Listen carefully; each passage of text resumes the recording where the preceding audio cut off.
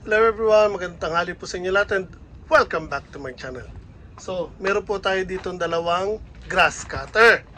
Ito po, nabili ko sa may recycle or scrapan. Meron po tayong nakilala mga Pilipino na nagtatrabaho doon, tapos nakisuyo po ako sa kanila na ikuha nila ako ng grass cutter or bumili sila doon sa pinagtatrabahoan nila, tapos babayaran ko sa kanila. So, ito po yung dinala nila sa akin. So now, titingnan po natin kung maayos natin at mapapandar itong mga grass cutter na binili natin. Una, itong isa. Oops, sorry. So, pag hawak ko pa lang, mukhang okay naman. Okay yung compression niya. Kaya nga lang itong isang to, tingin ko medyo may problema sa piston. So, ito muna ang ayusin natin, itong isang to. Pero bago natin gawin yon, iaayos natin itong handle ng isa. Kasi kung nakita nyo, maluwag po yung tornilyo doon. At yung isa, yung safety cover doon sa may harapan, nakatagilid. Dapat po kasi ganyan ang itsura niya. Pero since na ito nakabalance to, yun po ang nakatagilid. So, ayos ko lang po yon. Then, titingnan natin yung carburetor nito, lilinisin natin, then lalagyan natin ng gas oil, at itatry natin pong paandarin. So, samahan nyo ko.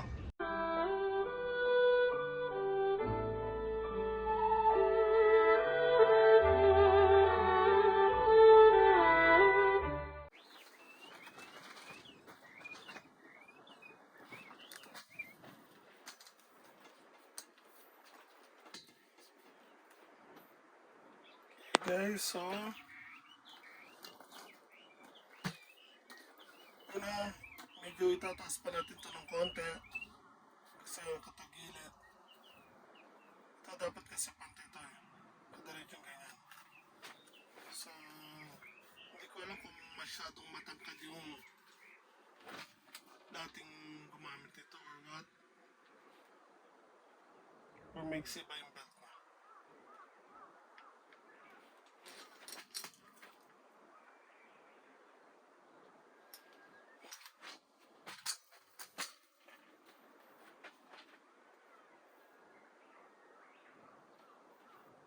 Pero again, dapat ito nakadiretso.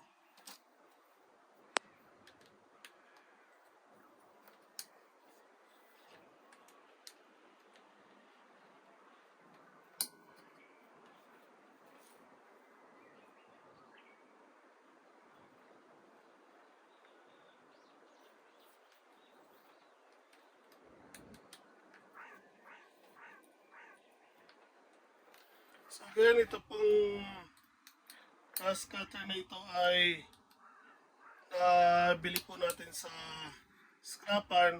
Pinasuyo po natin sa mga Pilipino na nakilala natin. And ang brand niya po ay Eco. So I think itong Eco is Japanese brand, kung di ako nagkakamali.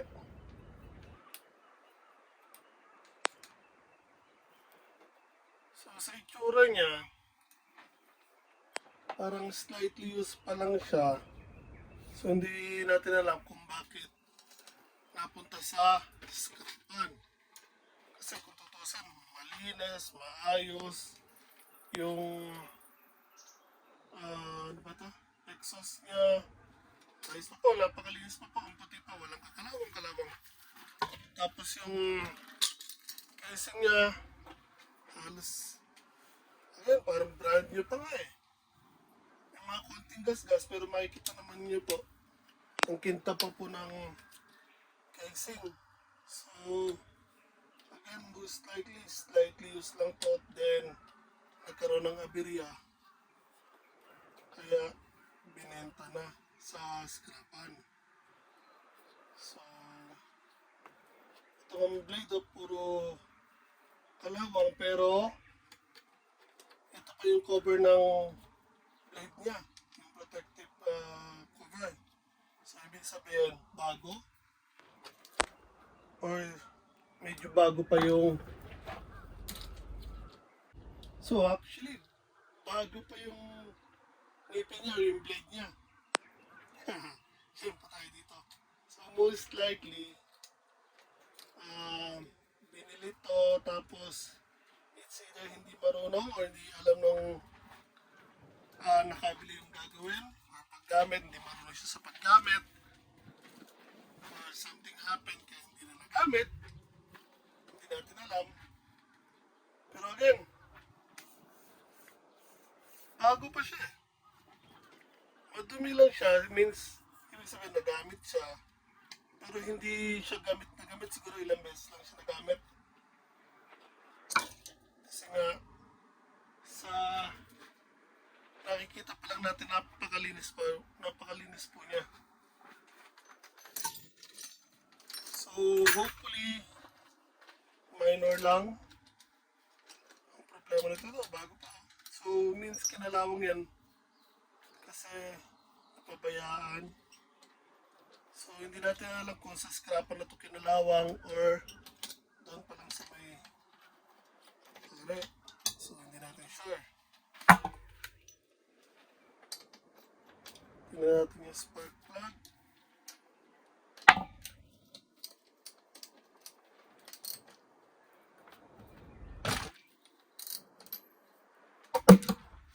So tingnan lang natin yung itsura ng spark plug niya. So yun po, kung makikita nyo, may itim.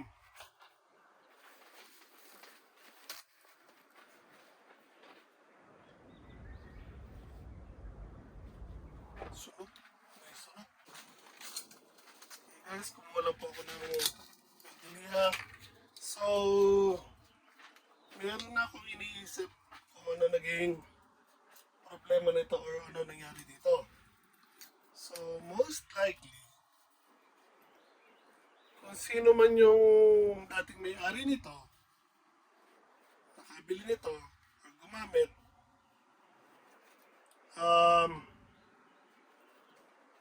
nilagyan siya ng gasolina. Hindi siya bumili yung, meron kasi nabibili ito ng mixture na lalagay nyo na lang tapos gagamitin nyo. So most likely hindi siya nakabili ng ganon, yung gasolina nito na may halo na.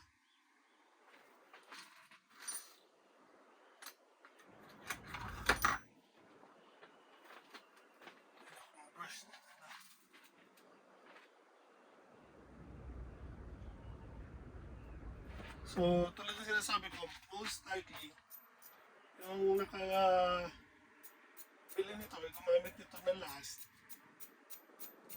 instead na bumili siya ng mixture, yung gasoline mixture na ginagamit dito, nilagyan niya ng gasolina or ginamit niya is yung regular na gasolina ng walang halong tuti. So, direct niyang ginamit yung gasolina. I think yun ang nangyari dito. So, hindi nyo po pwedeng gawin yon sa grass cutter or kahit sa chainsaw. Pag ginamit nyo po ng direkta yung gasolina ng sasakyan, ang mangyayari po nun, mag-iinit po yung piston. Overheat po siya. So, most likely ganun po nangyari dito. Sunog eh. So, check lang natin kung may spark.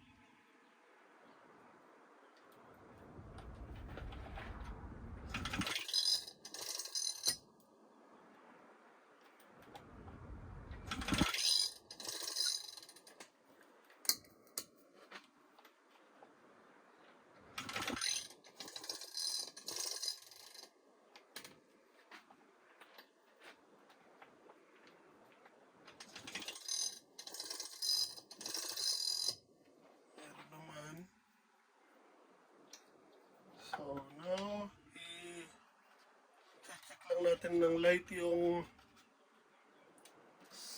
carburetor niya.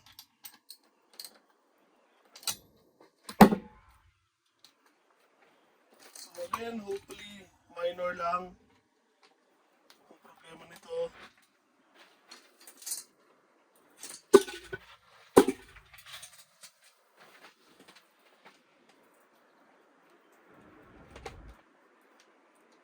So, ganito.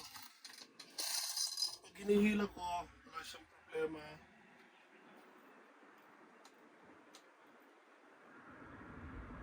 Okay, so malinis ang carburetor niya. Hindi ko na po siya babaklasin.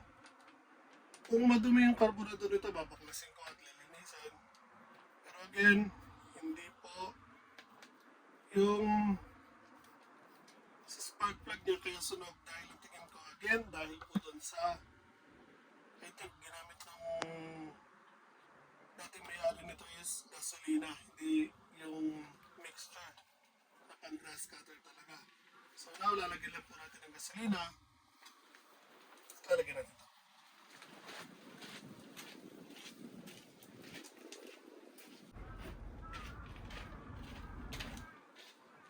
Okay, so ito may dala po akong gasolina at ito po ay tuti. So now lalagyan ko lang po ng tuti itong gasolina. So hindi po masyadong marami, konti lang po. Parang ginagawa natin dati sa 2-stroke na scooter.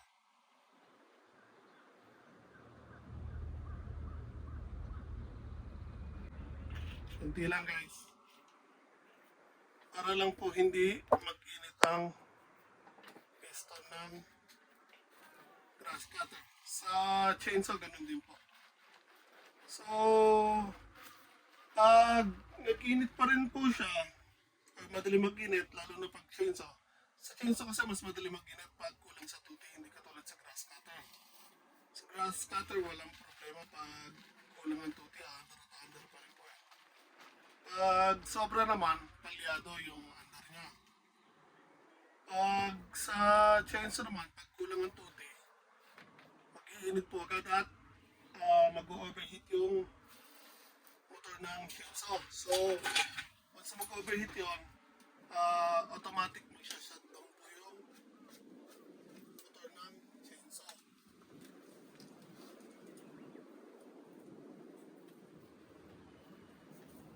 Medyo madumi yung tangke. Or may dumi. Nasa ko na saglit. Okay, so lagyan natin ng konting gas.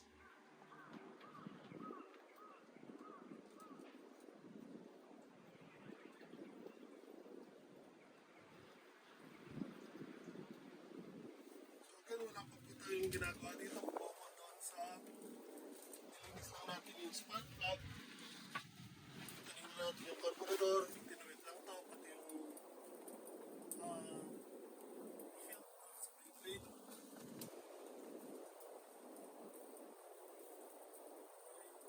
Now, nasa position siya.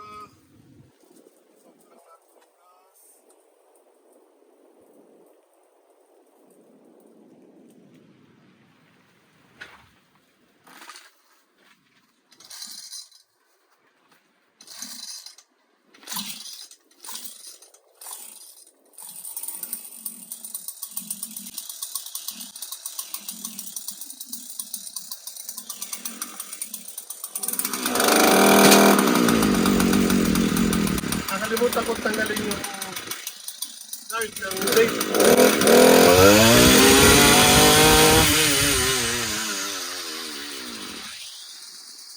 So, yun po ang nangyari.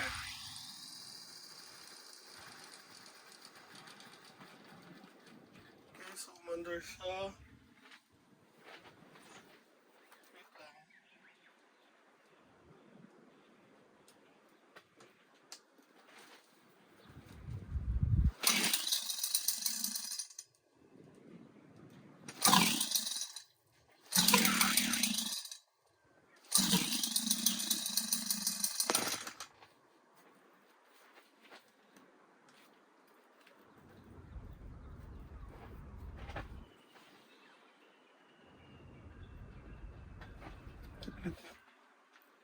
Hindi ko sure kung maayos ang pagkakabuo niya dito. Oh, 'yun po. Magalaw.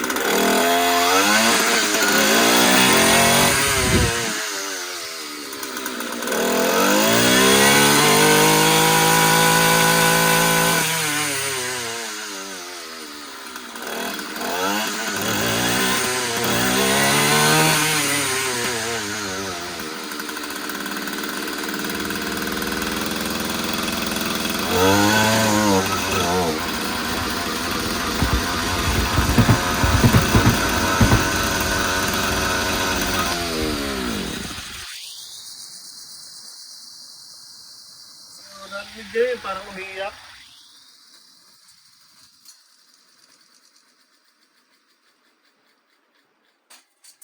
Ibig sabihin nun, madumi yung carburetor. So, now, umaandar, alam na po natin yan. So, since na umiiyak siya, o para siya umiiyak, kailangan natin baklasin ngayon yung carburetor at linisin.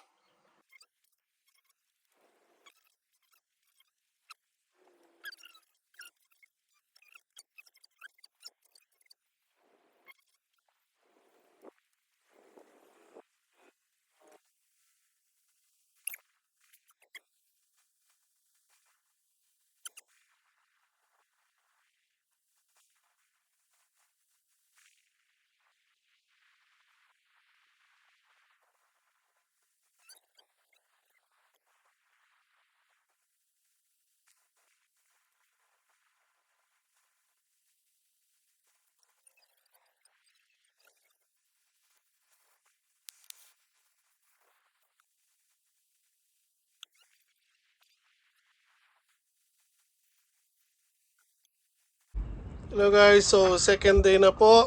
And andito na po tayo ngayon. Kung makikita nyo po, yun po nakabaklas na. Yung isa, no, nagawa ko na kagabi, inayos ko. Hindi ko lang nakuha na ng video. And now, baliktarin ko lang camera. Okay guys, so tulad na sabi ko, napa-under ko na siya actually kahapon. Ang problema nitong isang grass cutter na to, ay nag-o-overflow po siya. So kahapon napa-under ko siya, ayaw pong tumigil yung gas. So tuloy ng pagpasok po sa karburador and diretso dito sa may piston, so nalunod siya.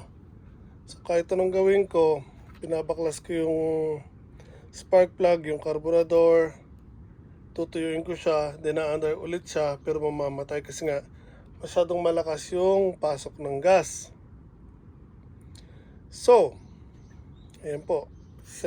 Tinigilan ko na siya kagabi kasi nga dumilim na. And I'm not actually really sure kung ang problema ay yung carburetor or what. Kasi nga dito, once na pumasok na kasi yung gas, tuloy-tuloy na siya. So nalulunod na po yung piston natin, hindi na siya masunog ng spark plug. Kaya yun, nung binaklas ko siya now, hindi ko lang nakuha na ng video.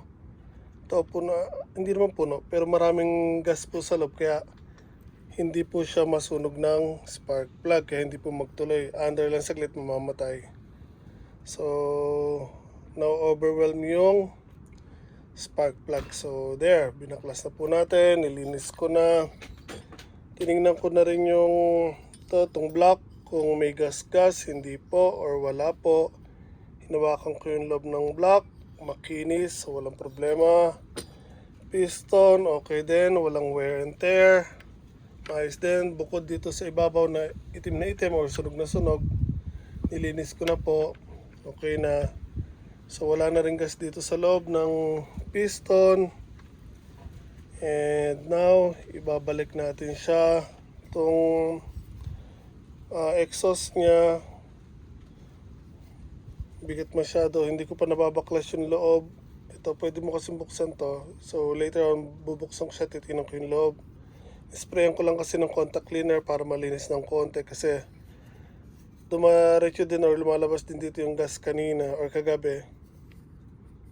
Kaya tinigilan ko na siya kasi dumidilim na and sobrang dami na ng lamok. So ito, next morning, binaklas ko na po siya kasi nga kahit anong gawin kong baklas ng carburetor, kahit linisin ko siya, pati yung spark plug, yung pumasok dito hindi ko natatanggal, so nababaliwala yung efforts ko. So now again, binaklas ko na yung block, nilinis ko na yung loob ng piston or ng gear. So now, tatry natin ibalik lahat and hoping for the best. So pag hindi pa rin po tumandar, titigilan ko na po siya. So it's either maghahanap ako ng bagong carburetor na same brand. Kasi kung makikita nyo po, maayos na maayos po itong grass cutter nito. Again, tulad ng sabi ko, slightly used lang yung blade. Yan po, maganda pa rin yan. Matalas pa po siya. So, ang ganda yung bow niya, handle niya. Actually, ang ganda rin ng motor. Kaya kung makakakuha tayo ng carburetor, tatry ko sa ibang carburetor. Pag umandar po siya, carburetor lang ang problema. So, yun lang medyo mahirap kasi hindi naman tayo makakabili ng carburetor lang nito. Pero itatry ko pa rin sa Amazon kung may makikita tayo na carburetor lang. So again, ibabalik ko muna to and hoping for the best.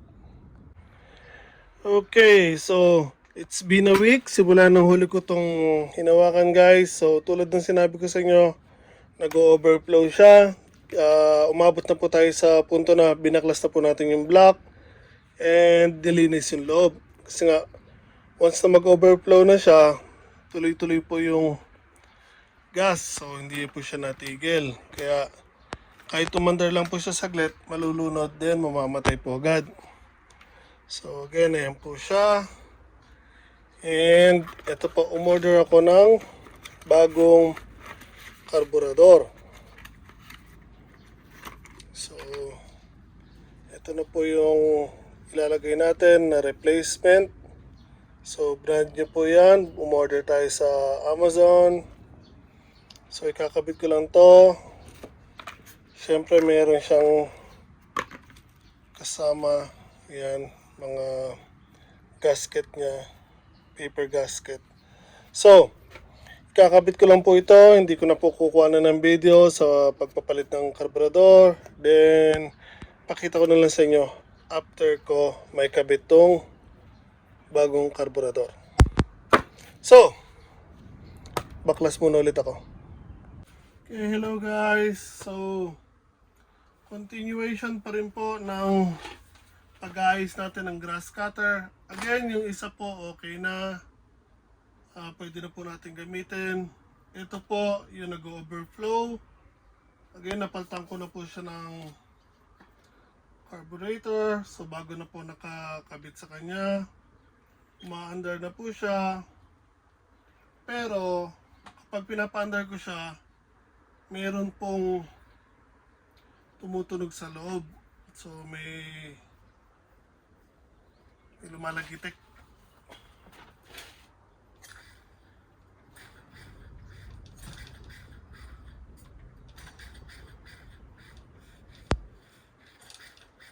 Ayan. So now, babaklasin ko ulit yung block niya para tingnan ko ano yung tumutunog na yun or kung may tumatama ba or may nalaglag pa or what. Pero simula nang binaklas ko naman siya, maayos ko din naman binalik. Kaya nga lang, lagi may tumutunog, so hindi natin pwedeng hayaan ng ganun lang. So now, babaklasin natin ulit. No choice.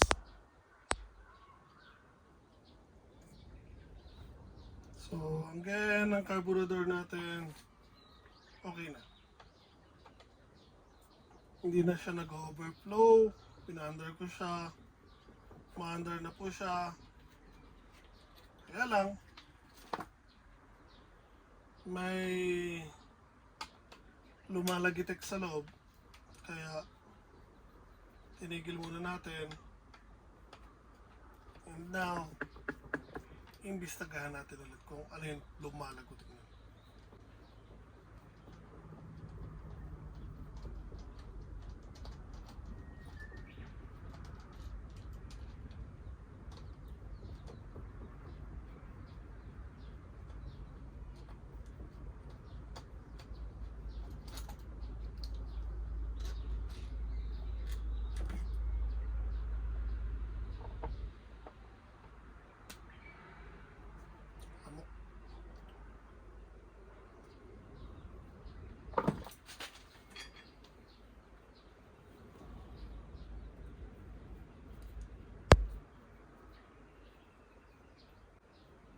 So 1 week na nga pala ang nakalipas simula nung Uli natin tong hinawakan.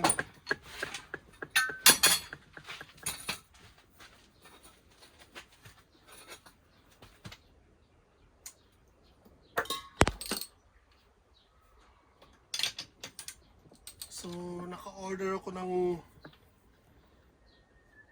replacement parts sa Amazon para sa carburetor niya. And hindi ko matanda kung nabanggit ko to, pero nung binaklas ko kasi yung block, dahil di ba nag-overflow siya,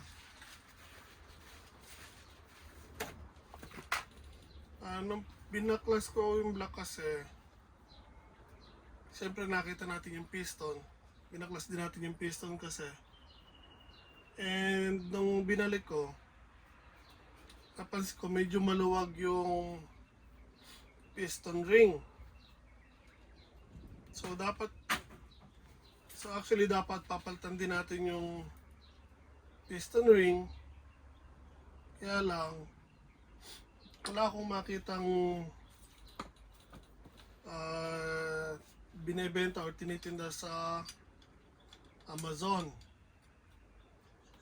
So, naghanap tayo, kaya nga lang wala tayong makita. Carburetor, marami. Gasket, marami. Hose, marami. Mga bala ng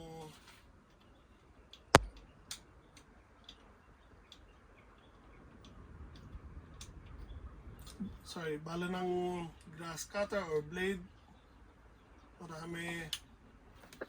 Yung tangke, lagay ng gas, yung hinihila o yung ilahan, meron din radiator, meron din, pero yung piston niya or piston ring, wala. Kung nakakita sana tayo kahit buong piston na isang set, baka umorder na din sana ako at papalitan ko na rin sana yung lahat na piston. Pero tulad ng sinabi ko, yung piston niya po, tsaka yung block, wala pong problema, walang gas-gas eh. Kaya lang, napansin ko lang, nung ikakabit ko na kasi yung block, dahil nilinis nga natin yung loob, na hindi ko pa pinepress yung piston ring, pumasok na agad yung piston sa block. So, ibig sabihin, maluwag yung piston ring. Or yung block ba ang maluwag na. Pero imposible naman kasing maluwag na agad yung block. Kasi kung tutusin, halos brand new tong grass cutter. So, imposible mangyari yun na. Kagagamit lang ay halos kinain agad yung block. Pero again, ang hinawakan ko, makinis po yung block. Wala pong problema. So, means yung piston ring ang may problema natin.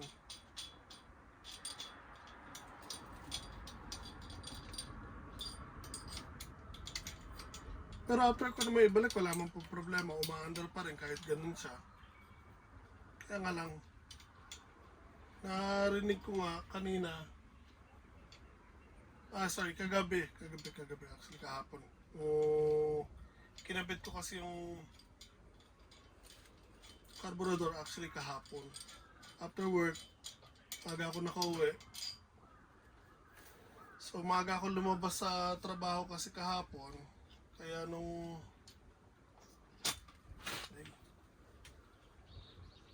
hindi ko ba pala tinatanggal yung exhaust.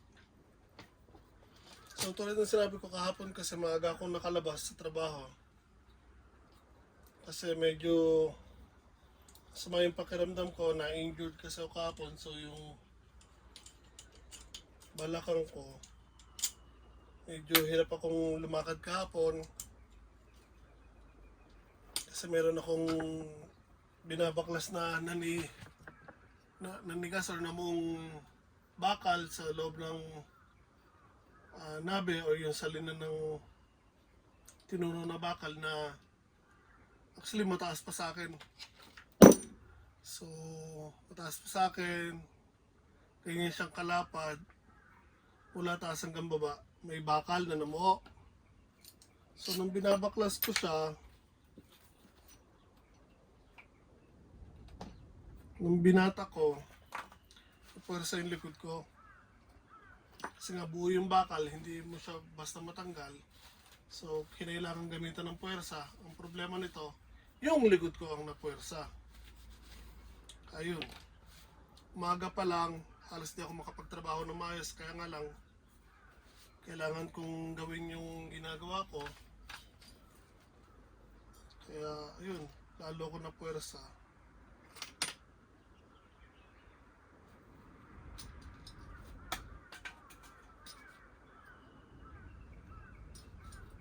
So, alas 3, umuwi na ako.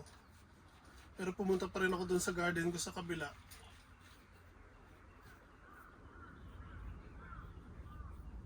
Minadali ko lang. Hindi ko na sila diniligan kasi umuulan kahapon. So, tinalian ko lang yung mga natitirang kailangan kong talian sa sitaw. Tapos umuwi na ako dito. So, umaga ako nakarating dito sa bahay kahapon. Kaya habang nandito ako, kinabit ko yung in-order ko na karburador.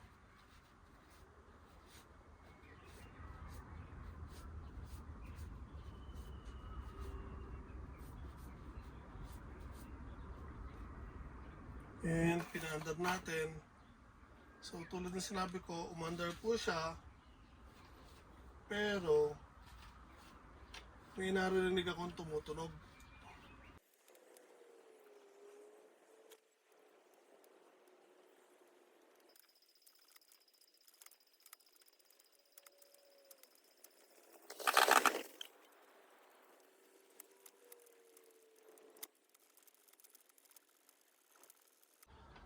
So, ewan ko lang kung narinig yan, pero yun po, may tumutunog po.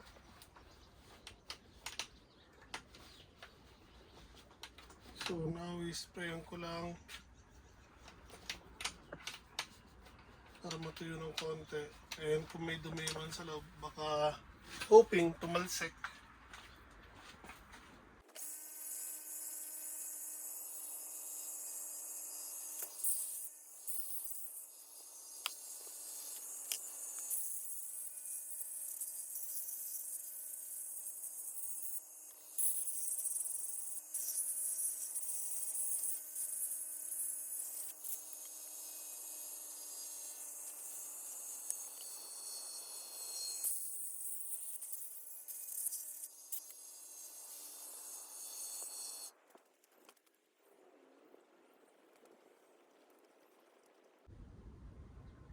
So again guys, wala pong gas-gas yung piston. Same as a block.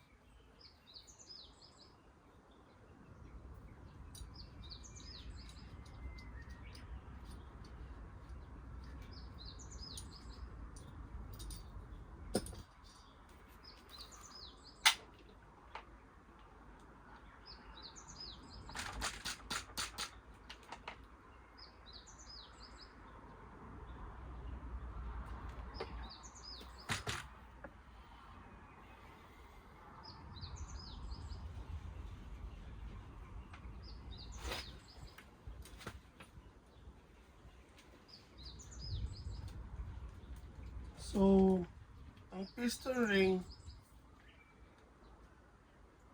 kahit po sa motor, usually dalawa yan, tapos merong spring.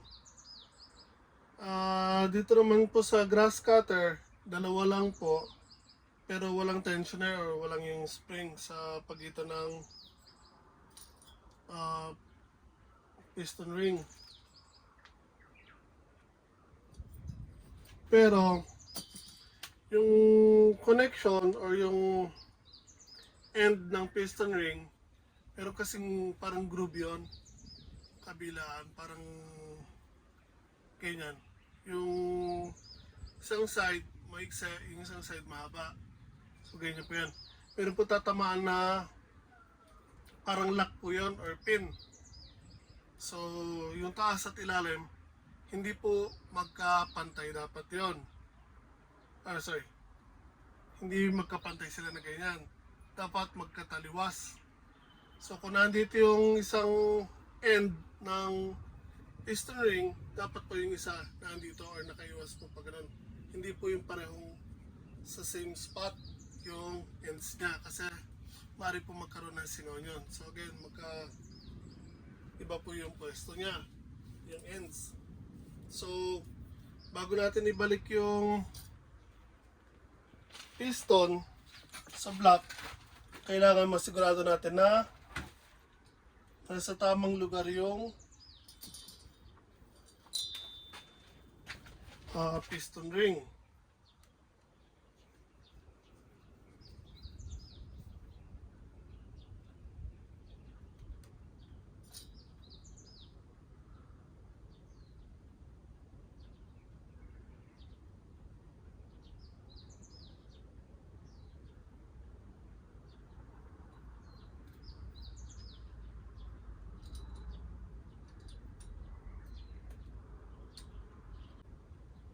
Okay, so nilagay ko lang yung gasket. So again, yung piston ring dapat nasa tamang lugar.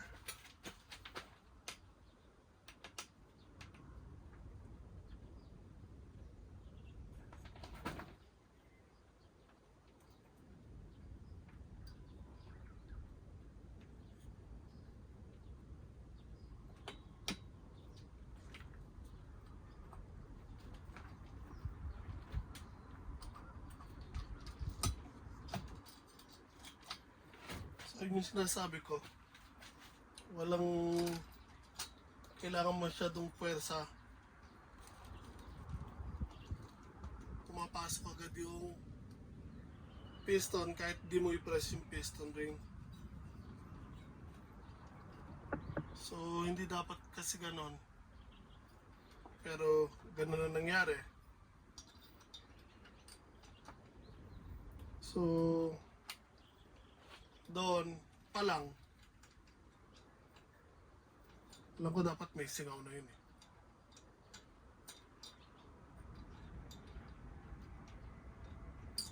So samantala, ibalik muna natin itong block. So sa paghihigpit, huwag yung biglang higpitan nyo agad sa isang lugar. Antayin nyo munang pumasok lahat ng tornilyo bago nyo unti-unting higpitan. So as of now, inaantay ko lang na sumagad yung pinakaulo ng tornilyo. Pag nag-hit na siya, lilipat naman ako doon sa susunod na tornilyo. And sa paghigpit naman, so mayroong 4 na tornilyo dito. So mag-uumpisa ako dito sa isang side. Then hindi ako lilipat agad dito. Dito sa kabilang side, across, hindi yung katabi niya. Para yung paghihigpit nyo, at least pantay. Pag isinunod nyo kasi agad yung katabi niya, so kung hinigpitan nyo yun dito, at sinunod nyo agad dito, aangat yun dito sa kabilang side. Pero kung dito nyo hinigpitan, then across yung sinunod nyo, so lalapat po siya bago nyo sunod yung kabilang dalawa.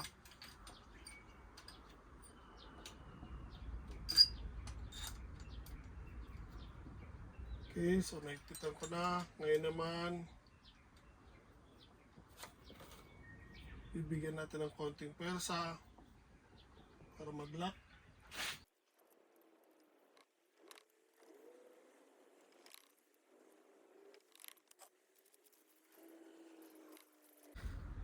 So hindi ko sigurado pero I think yun yung piston ring niya tumutunog.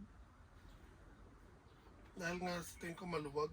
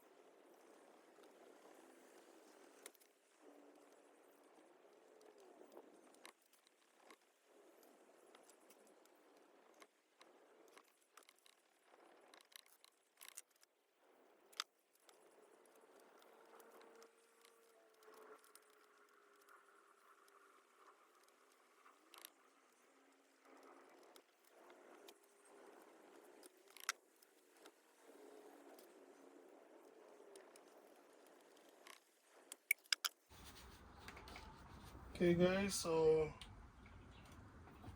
cross fingers. Kabalik na po lahat sila. Now, try natin panda rin. Chop.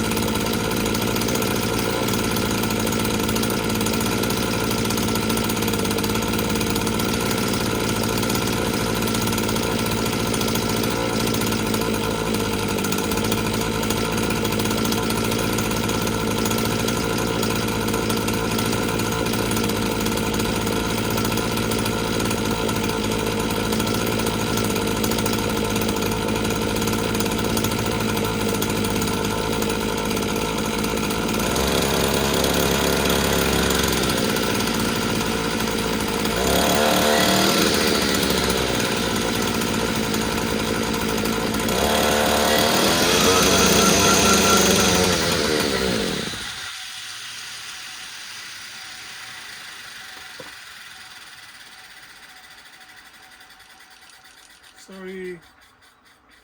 Gumagalaw pati yung camera.